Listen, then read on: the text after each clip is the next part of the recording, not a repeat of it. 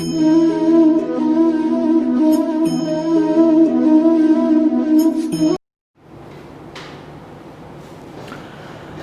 ચેતાતંત્રની અંદર આપણે આગળ બેઝિક નોલેજ જોઈએ. લાસ્ટ ટાઈમ આપણે રિસેપ્ટર વિશે જોયું હતું. તો હું પ્રશ્ન પૂછવા માગીશ પહેલાં. યસ, રિસેપ્ટર એટલે શું? યસ, કોષની કોષરસ પટલ ઉપર રહેલું પ્રોટીન. આ રિસેપ્ટર સાથે કોણ જોડાઈ શકે? પરફેક્ટ. અંતઃસ્ત્રાવ અને મેથ્સવાળા હોય ને નહીં આવડે. અંતઃસ્ત્રાવ અને દવાઓ. કોણ? Yes, welcome welcome. અંતઃસ્ત્રાવ અને યસ. તો રિસેપ્ટર શું છે એની બેઝિક માહિતી આપણને સિટ ડાઉન. યસ, એની બેઝિક માહિતી આપણને ખ્યાલ આવે પછી જ આપણે આગળ વધી શકીએ. તો હવે જુઓ, તો લાસ્ટ સેશનમાં મેં તમને કીધું કે આ ચેતાકોષ છે અને શું કહેવાય? ચેતાંત કહેવાય. શું કહેવાય? ચેતાંત. ધારો કે આ ચામડી છે, અહીંયા આપણે અડી છીએ તો એની નીચે રહેલી સંવેદી ચેતા ઉત્તેજિત થાય, તો આ ચેતાકોષ ઉત્તેજિત થાય, તો આ ચેતાકોષના ચેતાંતમાંથી કોનો સ્ત્રાવ થાય? યસ, ન્યુરોટ્રાન્સમીટર, જેને ગુજરાતીમાં શું કહેવાય? ચેતાપ્રેષક દ્રવ્ય. બરાબર. તો અહીંથી આ ચેતાપ્રેષક દ્રવ્યનો સ્ત્રાવ થાય. આ ચેતાપ્રેષક દ્રવ્ય હવે ક્યાં બેસે? યસ, એની નીચે રહેલો જે ચેતાકોષ છે એના આ બોલો જોઈએ, આ શું દોર્યું? આ કયા તંતુ કહેવાય? હા, મેથ્સવાળા નહીં આવડે એટલું સિમ્પલ છે. તો અહીંથી જે આ રસાયણ નીકળે છે તે એના પછી રહેલો ચેતાકોષ એના આ શિખાતંતુ એટલે કે કોષરસ પટલ એની સપાટી ઉપર રહેલા રિસેપ્ટર ઉપર બેસે. કોણ? ચેતાપ્રેષક દ્રવ્ય. એટલે આ ચેતાકોષ શું થાય? સક્રિય થાય. રેડી? તો આપણે આવી સિક્વન્સ બાય સિક્વન્સ જોયું.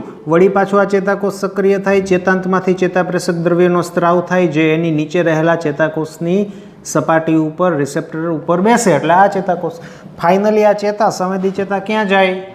યસ, મગજમાં જાય. જ્યારે ચાલક ચેતા ક્યાંથી નીકળે? મગજમાંથી નીકળે અને ક્યાં? સ્નાયુમાં અંત પામે. રેડી?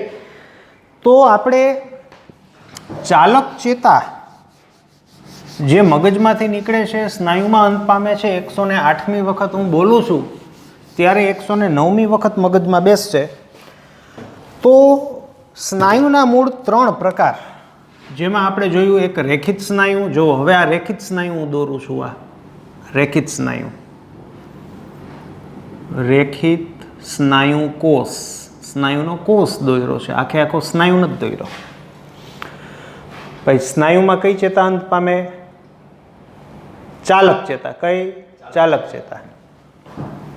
આ દોરું છું અરેખિત સ્નાયુ કોષ. મિત્રો અઘરું છે પણ આ જ પાયો છે. આ આવડશે પછી જ ચાલુ થાય. અરેખિત સ્નાયુ કોષ. ત્રીજો સ્નાયુ કોષ કયો બાકી રહ્યો?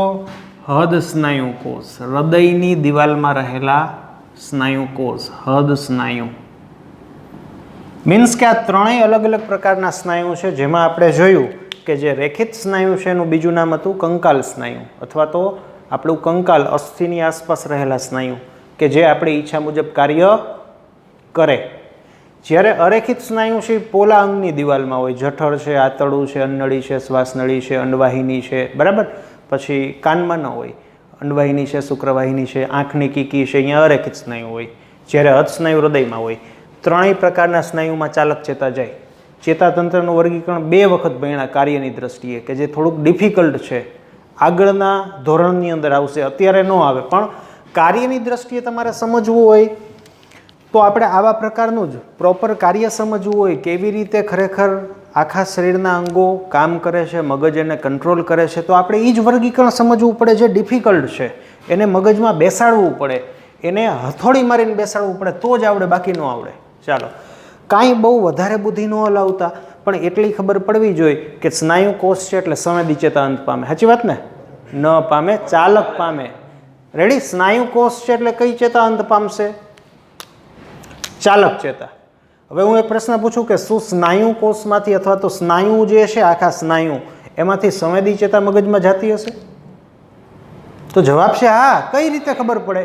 તો કે ઘણાય આપણે ગિરનાર ચડવા ગયા ને એમ કે પગમાં ગોટલા ચડી ગયા તો સ્નાયુ દુખે, આપણને દુખે છે એટલે સેન્સેશન જાય છે, તો એનો મિનિંગ કે હા સંવેદી ચેતા સ્નાયુમાંથી જાય. સંવેદી ચેતા શરીરના લગભગ બધા જ અંગમાંથી જાય છે.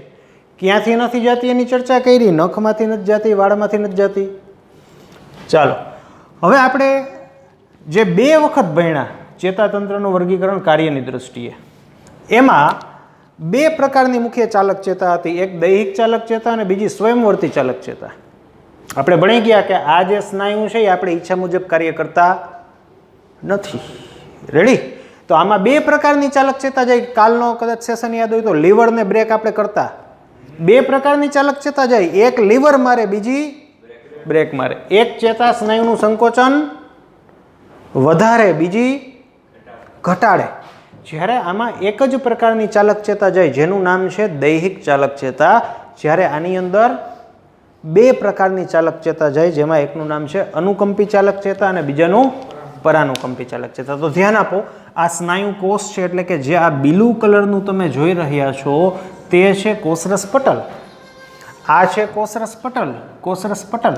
તો કોષરસ પટલ, કોષની સપાટી ઉપર આપણને શું જોવા મળે? રિસેપ્ટર. તો ધ્યાન આપજો, રેખિત સ્નાયુ કોષ જે છે ત્યાં કઈ ચેતા અંત પામશે? કઈ ચાલક ચેતા અંત પામે? વડીલ ચાલક નહીં, હવે ડિટેલમાં તમે જોવો, નામ બોલો. દૈહિક ચાલક ચેતા. કઈ? દૈહિક ચાલક ચેતા. દૈહિક ચાલક ચેતા ક્યાંથી નીકળી હતી? મગજમાંથી. ક્યાં અંત પામી? રેખિત સ્નાયુ કોષમાં. રેડી? તો આ ચેતા સક્રિય થાય તો આના ચેતાંતમાંથી કોનો સ્ત્રાવ થાય? હમણાં જ બોલ્યા તો બોલો બોલો. કોનો સ્ત્રાવ થાય? ચેતાપ્રેષક દ્રવ્ય. કોનો? ન્યુરો ટ્રાન્સમીટર ચેતાપ્રેષક દ્રવ્યનો. રેડી?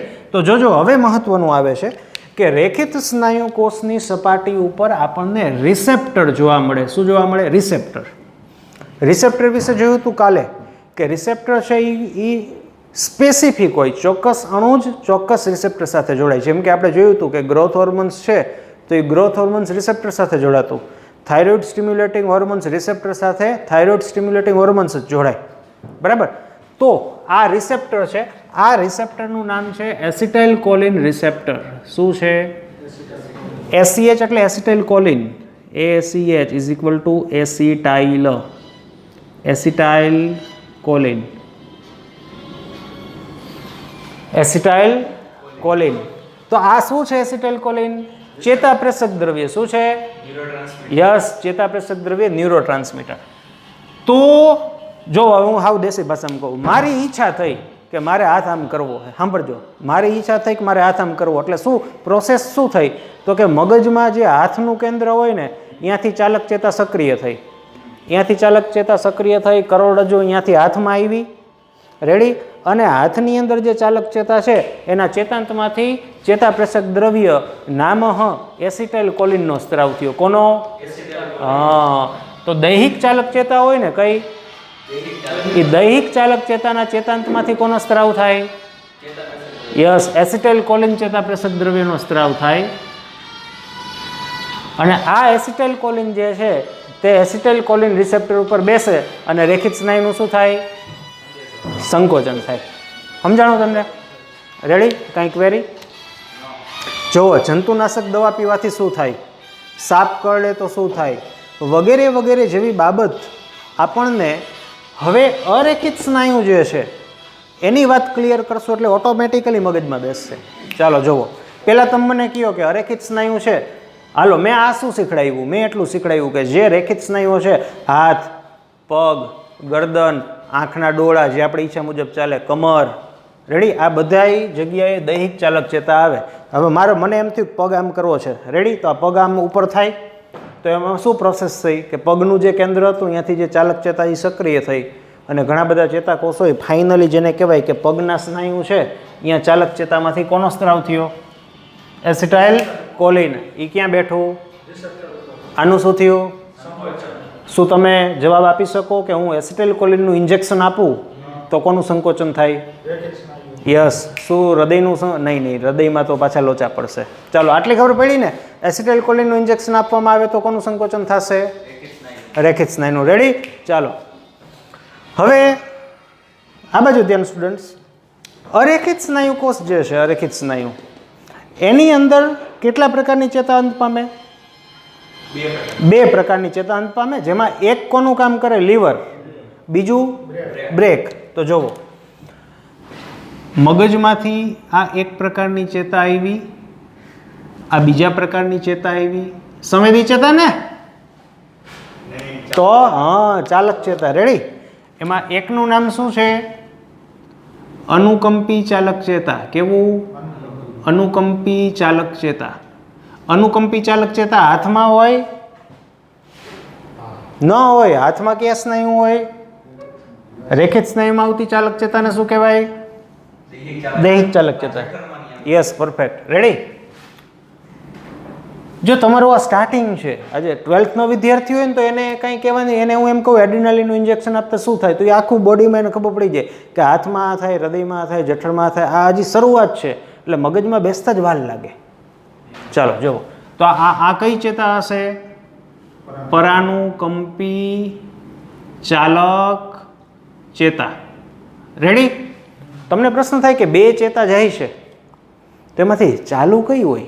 પરાનુકંપી કે અનુકંપી? તો કે બેમાંથી કોઈ પણ એક જ ચાલુ હોય. હવે હાવ દેશી ભાષામાં તમને કદાચ એટલી તો ખબર પડતી જ હોય કે આપણે લડોયા ભાગો એવું આવતું, લડોયા ભાગો પરિસ્થિતિમાં અનુકંપી સિસ્ટમ એક્ટિવેટ થાય.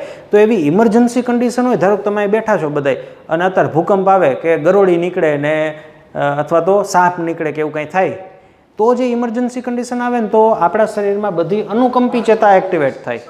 નોર્મલ પરિસ્થિતિમાં બેઠા હોય આપણે તો પરાનુકંપી. તમે અત્યારે નોર્મલ પરિસ્થિતિમાં બેઠા છો તો તમારી અંદર પરાનુકંપી ચાલક ચેતાઓ બધે એક્ટિવ હોય. ચાલો, એ તો આપણે અનુકંપી પરાનુકંપી તંત્ર ભણીએ એટલે ખ્યાલ આવી જશે. આટલું મગજમાં રાખો. અરેખિત સ્નાયુમાં બે પ્રકારની ચાલક ચેતા જાય. રેડી? હવે સાંભળો. તો અરેખિત સ્નાયુ કોષ જે છે એમાં એની સપાટી ઉપર આપણને બે પ્રકારના રિસેપ્ટર જોવા મળે. કેટલા પ્રકારના? બે પ્રકારના. રેડી? એકને હું કહીશ એડ્રીનર્જિક રિસેપ્ટર. કેવું? એડ્રીનર્જિક રિસેપ્ટર. અને બીજું આમ તો મેડિકલની ભાષામાં કોલિનર્જિક રિસેપ્ટર કહેવાય, પણ આપણે એવું બધું નથી બોલવું, આપણે એસિટાઇલ કોલિન રિસેપ્ટર બોલશું ખાલી. હવે પરાનુકંપી ચાલક ચેતા છે, એના ચેતાંતમાંથી કોનો સ્ત્રાવ થાય? ચેતાપ્રેષક દ્રવ્ય. નામ? Acetylcholine. Very good. ઈ આની હારે જોડે એટલે આનું શું થાય? સંકોચન. પણ અનુકંપી ચેતા જો સક્રિય થાય તો અનુકંપી ચેતા હોય એનું જે ચેતાંત છે એના ચેતાંતમાંથી ચેતાપ્રેષક દ્રવ્ય તરીકે કોનો સ્ત્રાવ થાય? પરફેક્ટ. ભલે એડ્રીનોલોજી બોલ્યા પણ એડ્રીનાલિન આવશે. શું આવશે? એડ્રીનાલિન. એડીઆર. રેડી? હવે હું તમને પ્રશ્ન પૂછું, ધ્યાન આપો, બહુ સિમ્પલ છે. એડ્રીનાલિનનું રમેશભાઈને ઇન્જેક્શન આપતા હાથ ધ્રુજશે? ન ધ્રુજે. કેમ? તો કે એડ્રીનાલિન છે એ રુધિર મારફતે એડ્રીનર્જિક રિસેપ્ટર ઉપર બેસે. એડ્રીનર્જિક રિસેપ્ટર રેખિત સ્નાયુમાં ન હોય, આમાં હોય. સમજ્યા સાહેબ? કાલ ભણ્યા કે નિકોટિન લો ડોઝમાં એડ્રીનર્જિક રિસેપ્ટર એગોનિસ્ટ છે, એટલે ઓછા પ્રમાણમાં નિકોટિન લેવામાં આવે તો એ ક્યાં બેસે? અહીંયા બેસે ને. રેડી?